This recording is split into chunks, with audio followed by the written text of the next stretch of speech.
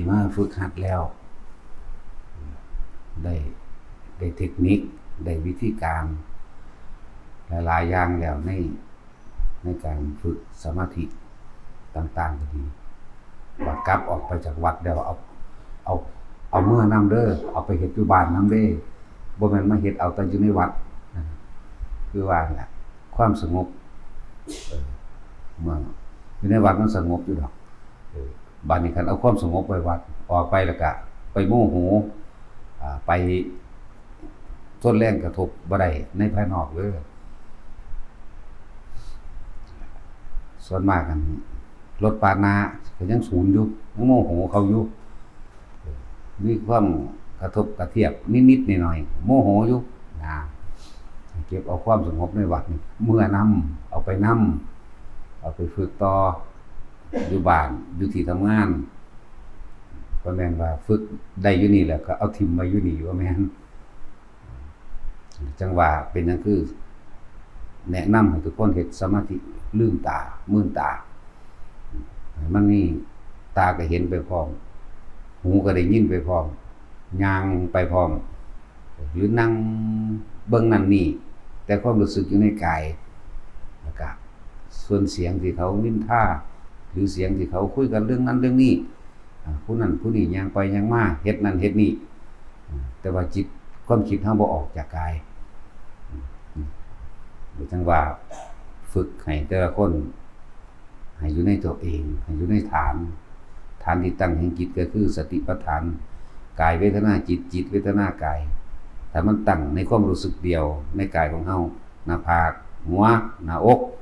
จุดใดจุดหนึ่งที่มันเคลื่อนไปเองโดยธรรมชาติโดยที่มันเป็นเองได้หนีออกจากความรู้สึกนี้หนีนี่คือคิดได้คำว่าหนีนี่คือคิดไปในเรื่องต่างๆที่เขาเว้ามาเขาบอกเรื่องนั้นเรื่องนี้ซึ่งบางอย่างมันก็บ่แม่นมาบอกกับเฮาหั่นล่ะเรื่องว่าหนีอย่าหนีให้รู้สึกอยู่ในกายนี้เขาคุยเรื่องนั้นคุยเรื่องนี้หรือเห็นนั่นเห็นนี่เกิดไปสงสัยมันเป็นหยังหนออีหยังหนอน้ำเขานะจังว่าคำว่าหนีนี่คือความคิดหนีออกบ่อยู่ในฐานคือกายเวทนาจิตนั่นแหละมันรู้อยู่แล้วล่ะรู้อยู่ในใจรู้อยู่ในกายโดยส่วนเวทนานั่นเองคือความรู้สึกอันเป็นอุเบกขาคือความรู้สึกที่นิ่มๆนุ่มๆนั่นถ้ามันคิดพอใจบ่พอใจอยู่มันอุเบกขาบ่ได้เด้อความรู้สึกที่แผ่ออกมาทางกายโดยใจบ่คิดบ่นึกจิตบ่คิดบ่นึกมันก็เป็นความรู้สึกอุเบกขาบางทีก็น่วงอยู่บนหัวมั่งน่วงเย็นลุ่มลึกเข้าไปในกระดานหน้าผากเฮามั่งหน้าผากเฮามันมั่งหรือมันสิเคลื่อนที่ไปกระสังก็เลยเอิ้นว่าใส่กายเป็นฐานรองรับความรู้สึกอันเป็นเวทนาในเวทนาตัวจิตเป็นคำสมมติอันหนึ่งก็คือความรู้สึกที่มันเกิดในกายอื่นๆว่ากายเวทนาจิตความรู้สึกต่างๆมาเป็นเครื่องรับประกันตัวเองว่าเฮาบ่คิดไปตามเรื่องราวต่างๆที่เขาคุยกันเว้ากันเรื่องนั้นนี่เขากระทำสิ่งนั้นสิ่งนี้ให้ควบคุมอยู่ในนี้บัดนี้สงบนอกแล้วก็สงบในนำจริงๆถ้าเฮาบ่คิดมันก็สงบเบิดนั่นแหละ เฮาบ่นำเรื่องราวต่างๆเขามาคิดมันก็เกิดสงบเองมันก็สิเห็นไปตามความจริงว่าบ่มีเรื่องใดที่เขาคุยแล้วแชร์กันไว้คุยแต่เรื่องเดียวเสียงหรือการกระทำของคนในรูปธรรมต่างๆที่เฮาหูเฮาเห็นเขาก็ว่าเฮ็ดแบบนั้นแหละคือเอิ้นว่าให้เห็นอนิจจังอีหยังก็ช่างเถอะบ่ขี้ร่างอย่างยืนจักอันเขาก็คุยกันนั่นเขาก็ทำสิ่งนี้แล้วเขาก็เลิกแล้วก็คุยเรื่องใหม่มั่งไปเรื่องใหม่มั่งก็ทำสิ่งใหม่มั่งสรุปรวมยอดตรงตัวมันเป็นแค่เห็นอนิจจังเห็นอนัตตาถ้าเฮาบ่นำเข้ามาคิดปรับปรุงเปลี่ยนแปลงอยากให้เขาเฮ็ดแบบนั้นเป็นแบบนี้ทุกข์ก็เกิดขึ้นบ่ได้เขาต้องเว้าแบบนั้นเขาต้องกระทำแบบนี้ส่วนมากเขาอยากไปบังคับให้ผู้อื่นเฮ็ดตามใจเจ้าของโดยบ่รู้ว่าเจ้าของกำลังเป็นทุกข์นะ เรื่องอะไรเห็นความเกิดดับก็ว่าก็เป็นทรัพย์เดียวกันความหมายเดียวกันเห็นอนิจจังอนัตตาก็เห็นก็มีความหมายเดียวกันเฮาต้องนำไปใส่ประกอบกับการงานทางโลกพร้อมเล็กๆน้อยๆบ่แม่นเรื่องที่เสียหายชีวิตหรือทรัพย์สินสวยโลดน้อมเข้ามาอยู่กับตัวเองดีกว่าถึงจะเป็นเรื่องเกี่ยวกับเฮาแต่ว่าบ่เป็นเรื่องข้อขาดบาดตายบ่เสียหายชีวิตและทรัพย์สินเฮาก็เบิ่งว่าควรบ่ควรเป็นโทษหรือบ่เป็นโทษอันใดมันเป็นโทษเฮาก็ถอยอันใดมันเป็นประโยชน์เฮาก็ทำจังว่าหลายๆอย่างที่เฮาต้องนำเข้าไปใส่ในชีวิตจริงเพราะการดำเนินชีวิตมันมีอยู่บ่แม่นสงบนิ่งแบบบ่รับรู้เรื่องราวหยัง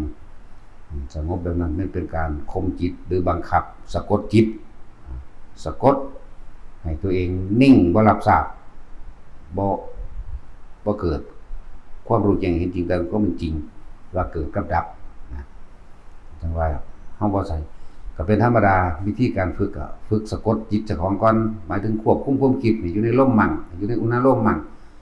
ต่อมาก็จับจุดมาได้อ๋อเพิ่นให้จับความรู้สึกเดียวเฮาก็เฮ็ดความรู้สึกเดียวบัดนี้บ่ได้ควบคุมอื่นๆควบคุมความคิดเจ้าของบ่ให้นำเรื่องต่างๆที่ตาหูจมูกนำเข้ามาคิดมันก็สงบอยู่จังซั่นบัดนี้สงบจากสิ่งที่มีอยู่เด้ความสงบจริงๆนี่สงบจากสิ่งที่มีอยู่ตาก็เห็นหูก็ได้ยินกลิ่นหอมเหม็นรู้กระทบทางกายร้อนหนาวรู้แต่ว่าเฮาบ่พยายามสิไปอยากให้มันเป็นแบบนั้นแบบนี้อยากให้มันเป็นตามใจเจตนาเจ้าของเองหยุดเจตนาได้ครับบ่มีปัญหาหรอกเวลาเฮาคุยกับผู้อื่นก็คุยแต่ว่าคุยนั่นถ้าคนที่เฮ็ดไปแล้วเรียกว่าชำนาญในความรู้สึกในกายคุยก็คุยไปแต่ความรู้สึกยังมีอยู่การคิดก็มีเป็นธรรมดาคิดเรื่องนั้นเรื่องนี้คิดหาวิธีกระทำให้มันลงตัวกันคุยกันงานนั่นแหละแบบนั้นแบบนี้คนที่คิดแล้วสิมีความรู้สึกตัวเหมือนเดิมเลย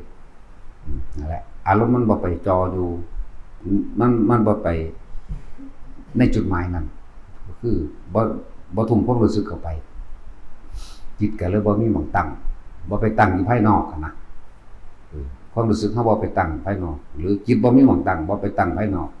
ตั้งในเรื่องราวการงานนั่นแหละแต่มันตั้งอยู่พี่ตั้งอยู่ในกายเรียกว่าการพูดคุยเสนอความคิดเห็นกันนั่นนี่เหมือนถกเถียงก็เป็นธรรมดาเพื่อสิให้ลงโตกันจังซี่นะหางบ่ไปสรุปเอาความเห็นของตนเป็นใหญ่ว่าต้องอย่างนี้แต่ว่ามันอย่างนี้แบบนั้นบ่ให้มันแบบก่อเกิดอารมณ์นั่นแหละผู้ใดเฮ็ดไปแล้วก็ฮู้ดอกจึงเน้นว่าวิธีการต่างๆบ่ว่าสิเป็นเคล็ดลับเทคนิคการนำอาการปิติไปใช้ประโยชน์ของตนอย่างรักษาโรคปรับธาตุหมู่นี้ก็ให้นำไปใช้แล้วก็ฝึกฝนตัวเองอยู่เรื่อยๆฝึกตัวเองอยู่บ่อยๆตัวเองล้วนแล้วแต่มันเป็นการทรงอารมณ์เป็นกุศลมันสิพอกพูนเพิ่มพูนกำลังของสมาธิเองกำลังของความตั้งมั่นเร็วขึ้นทันเร็วขึ้นนั่นแหละเป็นว่ากำลังของสมาธิมันมีสมาธิแล้วมันก็มีปัญญานั่นแหละสมถะสมาธิหรือวิปัสสนาหมู่นี้ต้องตีคู่กันไปบ่แม่นอันใดอันหนึ่งเด้บ่ได้บรรลุเพราะว่าอันใดอันหนึ่งบ่ได้รู้แจ้งเพราะว่าอันใดอันหนึ่งเด้คำว่าบรรลุมันก็เป็นแค่คำสมมุติซื่อๆดอกแค่รู้ว่าอันนี้ควรอันนี้บ่ควรอันนี้เป็นโทษอันนี้เป็นประโยชน์แล้วก็สังเกตความรู้สึกเจ้าของเองถ้าอยากรู้ว่าเจ้าของเองละได้มากน้อยว่าเว้าเรื่อยๆอยู่เด้เอาอารมณ์เป็นเครื่องวัดเจ้าของเด้อพอใจกับไม่พอใจนะตัวนี้เป็นตัววัดเจ้าของเองบ่มีผู้ใดมาวัดให้เฮาได้เฮาต้องวัดตัวเองก็เอาวัดความรู้สึกแห่งตนนั่นแหละถ้ายังมีความพอใจอยู่นะ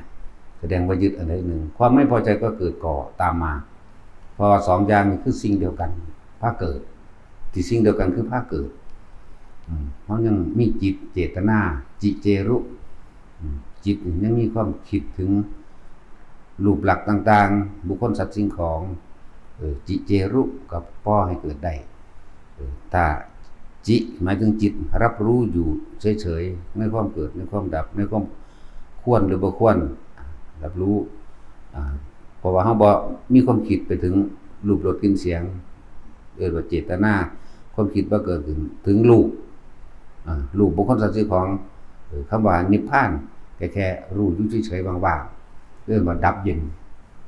ดับนี่หยุดความคิดหยุดความคิดปรุงแต่งในความอยากได้แบบนั้นอยากเป็นแบบนี้คำว่าเย็นคือความรู้สึกเฮาบ่ร้อนๆกระวนกระวายก็เป็นนิพพานบ่แม่นรูปบ่แม่นร่างบ่แม่นตัวบ่ตนแต่ว่ารู้ได้ในเจ้าของเองนั่นแหละให้ทุกคนนำเอาผู้ใดอันที่ฝึกไปแล้วที่กลับบ้านไปแล้วว่านี่ต้องฝึกตนเองบ่แม่นมาฝึกเอาตัวอยู่นี่แล้วเอาถิ่มมานี่อยู่นี่บ่อึดให้เอากลับนำไปใส่ในชีวิตจริงของเจ้าของเองอย่างเช่นคนมีอาชีพค้าขายพวกนี้บ่ต้องไปเล่าร้อนเรื่องลูกค้าบ่มาบ่มีส่งชาติเดียวหั่นแหละน่วงอยู่กลางหน้าผากบนหัวนั่นแหละหรือบางทีก็หาบลูทูธน้อยๆอย่างละลำโพงน้อยๆเปิดเทปหลวงพ่อนั่นอัดเอาก็ได้ตัวไปหั่นแหละล้วนแล้วแต่เป็นสิ่งแวดล้อมของเฮาเป็นกุศลได้ฟังเทศน์ฟังธรรมฟังนั่นฟังนี่จิตใจบ่ก็มันเลยบ่ไปรอคอยคนที่มาซื้อของนั่นแบบมันสิมาเองดอกพอตัวเองสงบแล้วมีบุญเกิดขึ้นแล้วหลายๆอย่างในกายทิพย์ก็เข้ามาฟังแน่เข้ามาอยู่ใกล้แน่สถานที่อันนั้นก็เป็นสถานที่อันเป็นมงคลเป็นทิพย์เป็นบ่มีอันตรายต่อผู้อื่นจิตความคิดของเฮาบ่ไปพุ่งหาบ่ไปคิดหารังเกียจผู้นั้นผู้นี้ฟังแซ่อยู่ในธรรมนั้นความรู้สึกก็แซ่อยู่ในกายนั้นแหละลูกค้าเขาก็มาเองดอกนะให้นำไปใส่ส่วนคนป่วยจังซี่มาฝึกแล้วได้รับการแนะนำให้แล้วเฮ็ดเป็นแล้วก็ต้องไปพยายามที่สิเรียกว่าถ้าของเก่าบ่เรามันลืมเด้มันต้องฝึกตัวเองอยู่บ่อยๆเฮ็ดแขนสั้นเฮ็ดกายโยกเฮ็ดความปิติปราโมทซาบซ่านบนหัวลงทั่วตัวทั่วแข้งขาจากแข้งขาขึ้นบนหัวผู้เฮ็ดเป็นแนวนั้นก็เฮ็ดไปนั่นแหละอย่าให้มันเสื่อมถอยเฮ็ดไปเลยผู้สิคืบมือตามข้อมือหรือใส่ทดลองกับรังจิตของตัวเองอย่างที่แนะนำให้คืบแขนอธิษฐานจิตทดสอบตัวเองเฮ็ดอยู่หั่นแหละว่าสิคืบแขนกระดาษออกจากผ้าหรือเอาของต่างๆไฟแช็กปากกาของใหญ่ขึ้นมันเป็นเครื่องเล่นเครื่องอยู่ตัวมาเพื่อความบ่ฟุ้งซ่านแหละในสมัยพุทธกาลก็มีดอกพระเรวตะแต่บัดนี้คนชื่อว่าเรวตะมีหลายแต่เรวตะนี่เป็นคนสงสัยมากเลิ่นพระพุทธเจ้าเลยใส่ฉายาขึ้นกังขาคือบ่ลงตัวบ่ลงใจกังขามีความสงสัยอยู่เรื่อยว่ากังขาเรวตะพระพุทธเจ้าเลยบอกว่าให้อยู่ในฌาน1 2 3 4 4 3 2 1เฮ็ดไปเฮ็ดมาเพิ่นมีเครื่องอยู่ของเพิ่นได้เป็นเอตทัคคะเป็นผู้เลิศในการทรงฌานเจริญฌานและเป็นผู้เลิศในการเข้าออกฌานเป็นผู้มีความชำนาญคล่องแคล่วในฌานและสมาบัติเป็นเครื่องอยู่นั่นแหละเพิ่นก็อยู่ไปของเพิ่นนั่นแหละสุดท้ายเพิ่นก็บรรลุของเพิ่นนั่นแหละแต่ว่าเฮ็ดเล่นไปเถอะเฮ็ดต่างๆที่แนะนำให้เป็นเครื่องเล่นแล้วก็บ่ไปเดือดร้อนผู้ใดให้กระดาษเปลือกจากผ้าเฮ็ดตัวเองมาจากภพภูมินั้นหรือผู้อื่นตายแล้วไปไสตัวเองเคยเฮ็ดนั่นนี่มาอิหยังก็เฮ็ดไปเรื่อยๆแล้วก็คอยเอาปากกาเอาต่างๆฝึกหัดเล่นไปคืบแขนตัวเองเล่นมั่งนั่นก็ทำกายโยกมั่งคนที่ป่วยเจ็บปวดในร่างกายในกระดูกกระเดี่ยวแข้งขาเมื่อยในตัวเองก็เฮ็ดแขนสั้นแต่ว่ามาเล่งกระดูกพุบ่ให้เฮ็ดเพราะตัวนี้มันสะเทือนเข้าข้างในกำลังของมันสิเข้มข้นกัน มันสิปรับกันทั้งในก็มะเร็งกระดูกผุไว้เฮ็ดมะเร็งอื่นๆเฮ็ดเลยหัวใจเฮ็ดเลยหรือโรคอะไรไม่เกณฑ์หมู่นี่เฮ็ดเลยเฮ็ดจัก5 นาทีแปลงสิละเฮ็ดไปแต่ละมื้อแต่ละเว้นแต่ละอันของเล่นแต่ว่าของเล่นแต่ว่าเป็นกำลังแห่งสมาธินะหลายๆอย่างดีบ่ดีมีของแถมหลายกว่านั้นอีกฮู้นั่นเห็นนี่ถ้าสมมุติว่าผู้ฮู้นั่นเห็นนี่